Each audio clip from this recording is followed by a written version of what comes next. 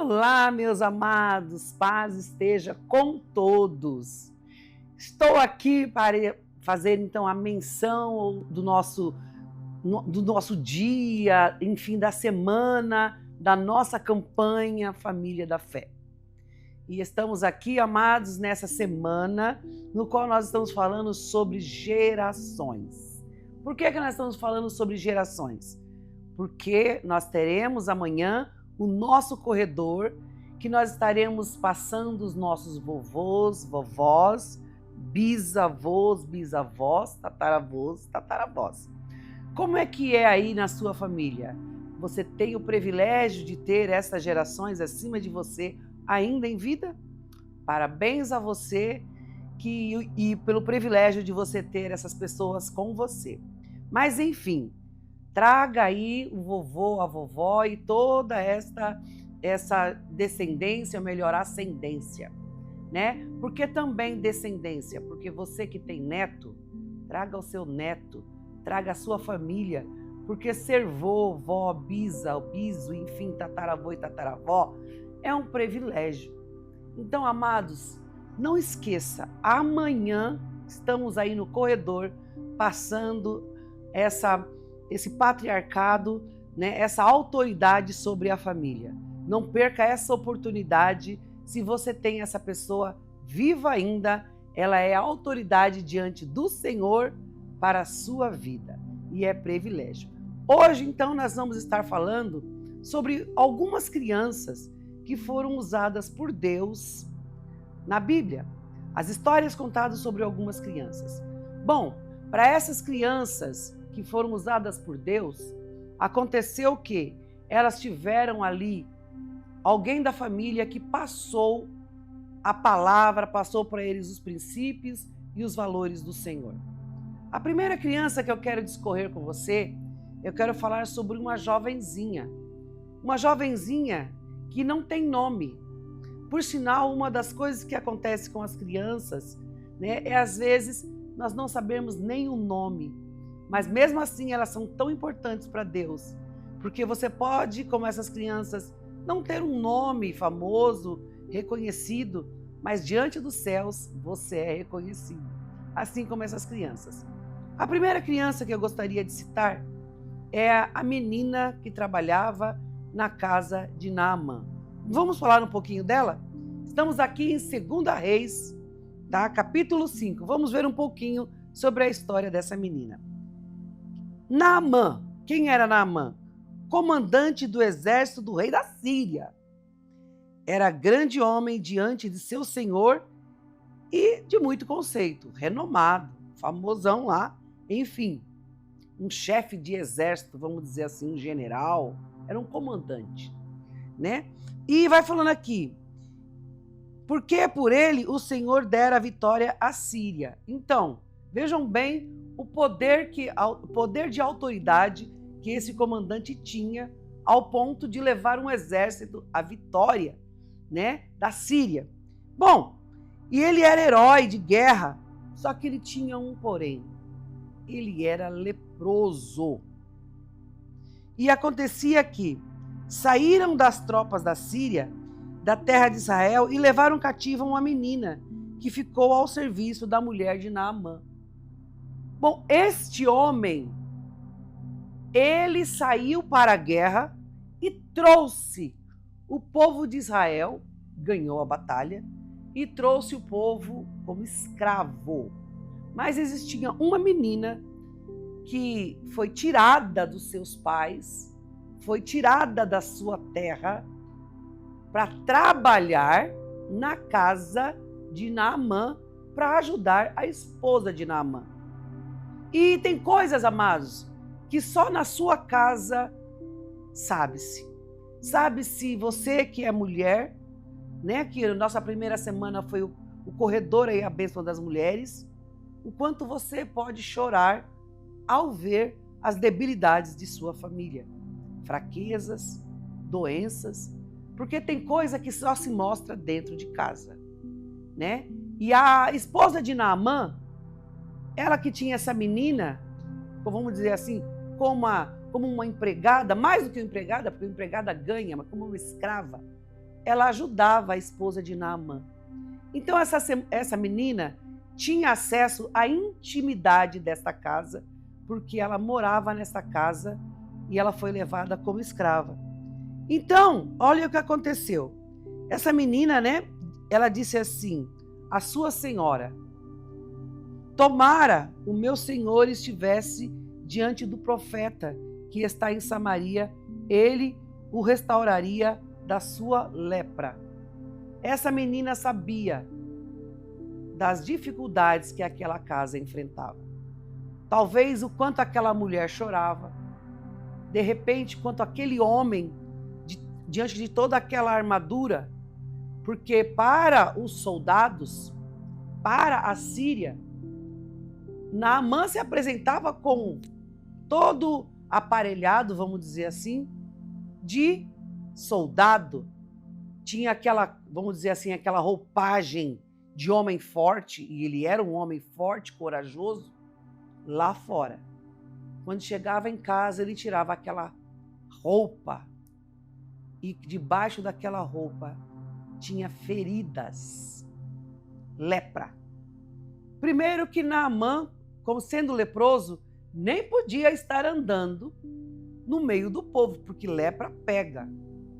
Mas Naamã se escondeu atrás daquela roupa, escondeu as suas feridas e usava uma roupa de coragem, de força, mas quando ele tirava aquela roupa, o que existia era feridas, era sofrimento, tristeza.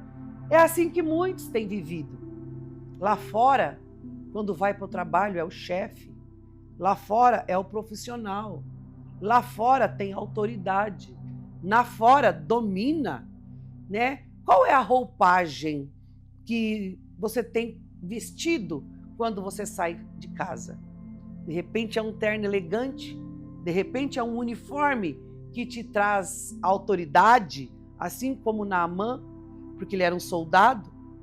Enfim, qual é a roupa que você coloca, que quando você põe, as pessoas olham e falam, nossa, é o Cicrano que está chegando, é a Bertrana que está chegando. Ó a chefe, olha o policial, olha a enfermeira, olha o médico. Nossa, como ela coloca ali aquela roupagem ali para poder cozinhar e fala, nossa, como ela cozinha bem, nossa, como ela faz aquilo bem. Mas quando você tira aquela roupa de autoridade que você usa fora da sua casa, o que tem por dentro é só tristeza. E aí você vai dormir, porque ninguém dorme de uniforme. Então, tira o uniforme, tira aquela roupa bonita, aquela roupa que todo mundo respeita, coloca a sua cabeça no travesseiro, aonde você só se encontra com você e você se pergunta, por que que eu tenho isso?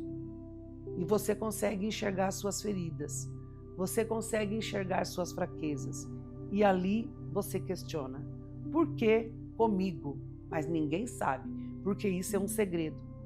Mas existem segredos que os seus filhos sabem, que a sua esposa sabe, que os seus pais sabem. Já ouviu falar de segredos em família? Era o segredinho de Naamã, mas ali dentro tinha uma menina. E essa menina, apesar de escrava, que o próprio Naamã a trouxe como escrava, ela não tinha o seu coração contaminado. Ela sabia o Deus no qual ela servia. Mas como é que ela sabia o Deus no qual ela servia? Ela era só uma menina. Os seus pais ensinou para ela, o princípio bíblico, porque ela era de Israel. Esta é a importância de ensinarmos às nossas crianças, à nova geração, os feitos do Senhor. Porque nós não sabemos o que será deles lá no futuro. Mas ainda que lhe seja arrancado, lembre-se, o que vai com eles é libertador. Essa menina, apesar de escrava, longe dos seus pais, longe de sua família, ela sabia que existia um profeta de Israel. O nome dele era Eliseu e ela falou. Então, vejam bem, diante de uma dificuldade, nós estamos aqui na campanha Família da Fé. e nessa campanha Família da Fé, o objetivo é: por que você não fala para alguém que teve coragem de abrir as suas fraquezas, mostrar as suas feridas para você, como essa menina, e trazê-la dizendo: ah, se essa pessoa soubesse, o Deus que tem na minha igreja é um Deus que cura feridas, é um Deus que realiza milagre. Mas nós vamos mais avante e vamos falar também do menino com 5 pães e 2 peixinhos. Por que um menino com 5 pães e 2 peixinhos? Porque ele estava no meio de uma multidão com tantos adultos, onde tinha ali homens maduros, mulheres maduras, estava ali os apóstolos, tanta gente adulta. Jesus chega e fala: eu preciso da solução de um problema. Me ajudem a solucionar. Ninguém tinha resposta. Ninguém tinha nenhuma sugestão efetiva. Mas aí um menino fala: eu posso ajudar. E quando ele fala: eu posso ajudar, alguém diz: o que é 5 pães e 2 peixes? Sabe o que acontece na pureza das crianças? Deus responde à oração. Respondeu através dessa menina a cura de um comandante. Respondeu através de um menino, multiplicou pão para a multidão. E assim vem as respostas através das crianças. Não ignore o poder que existe na vida de uma criança. Não ignore que nas mãos de uma criança pode haver, sim, multiplicação, sabe, prosperidade. Nas mãos de uma criança pode haver, sabe o quê? Cura. Nas mãos de uma criança pode haver unção. E para isso nós vamos também para Samuel. Samuel foi a resposta para o povo e para Deus, que estava em busca de um sacerdote. Deus estava buscando quem ele poderia substituir. Ali, Samuel já estava ficando velho. E os filhos de Samuel, que seria a linhagem sacerdotal, estavam reprovados diante de Deus. Aprendemos aqui que nem sempre filho de peixe, peixinho é. Que nem sempre filho de crente, crentinho é. Porque Samuel era um homem de Deus. Mas os seus 2 filhos apresentaram fogo estranho diante do Senhor. E o Senhor os rejeitou. Então, o que quer dizer com isso? Samuel fez a parte dele, mostrou o caminho, mas os filhos dele não compreendeu e foram rejeitados. Existe também uma escolha, mas o nosso papel de mostrar o caminho nós fazemos. Mas cabe aos nossos filhos, netos e a nossa geração ou descendência ouvirem ou não. Eles têm essa escolha, mas nós devemos falar. Samuel fez isso, né? Os próprios filhos de Samuel, os próprios filhos de Eli não foram contados, né? Porque quando Deus estava buscando essa descendência nos filhos de Eli, Eli tinha 2 filhos. Deus colocou Samuel. E os 2 filhos de Samuel também não deu certo. Por quê? Porque Samuel também, ele era a boca de Deus.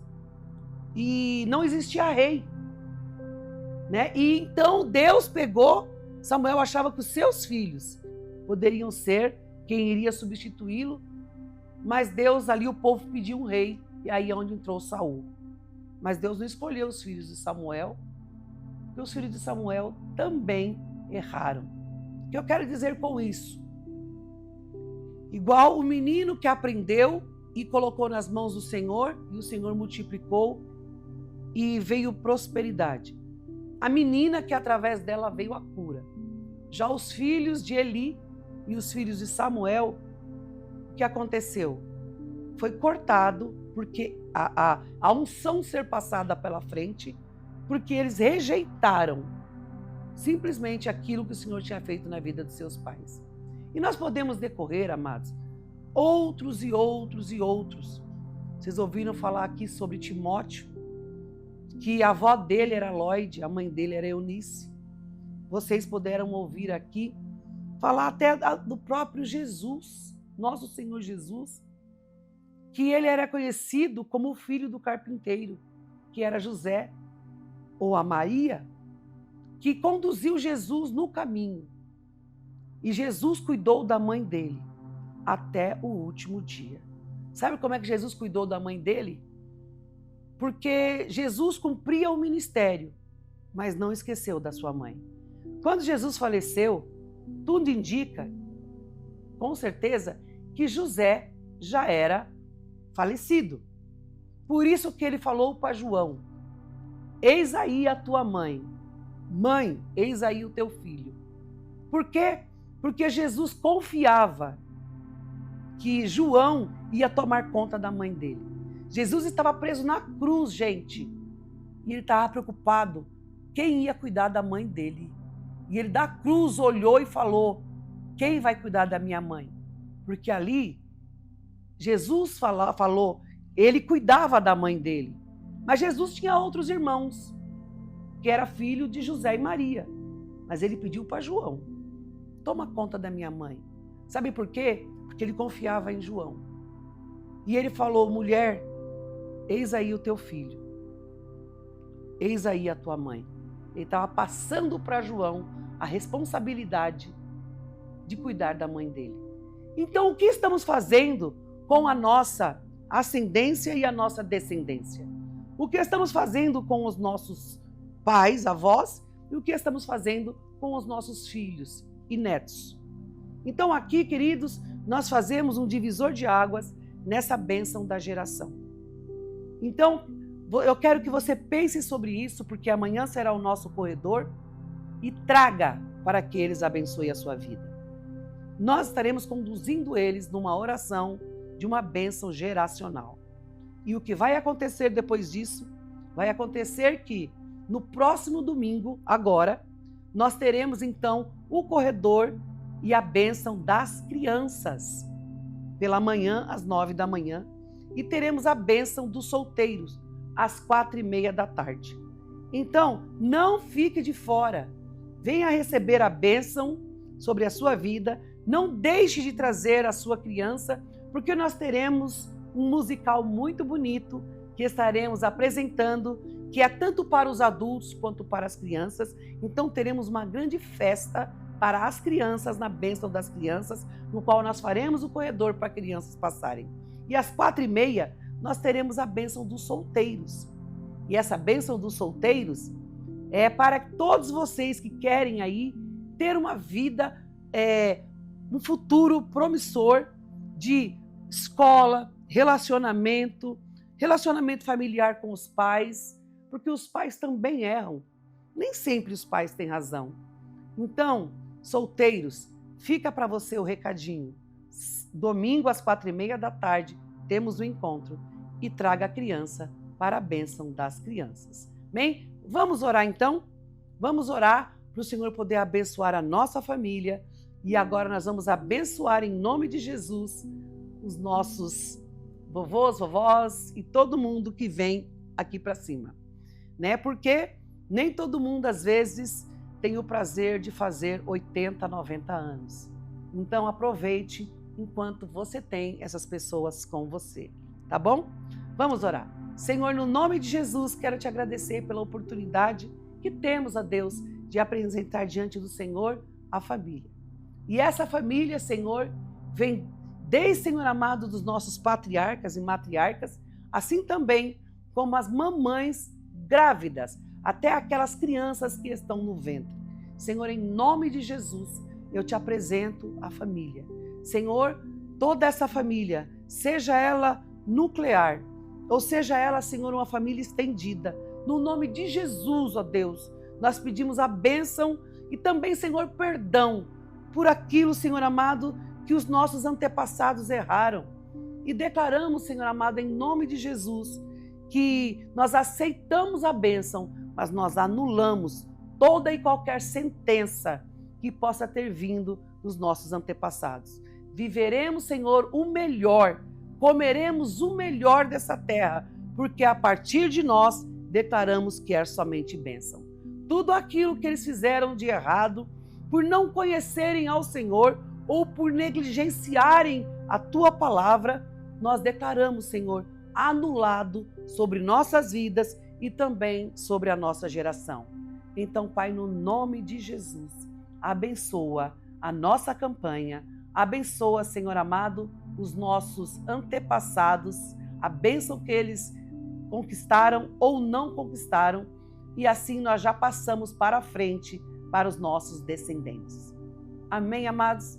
Um beijo no seu coração e continue firme aí na campanha, porque a campanha de maio já estamos aí prestes já a acabar, já passamos da metade e não perca a oportunidade. Faça o seu jejum e venha preparado para receber a sua bênção. Beijo no seu coração e até a nossa próxima live.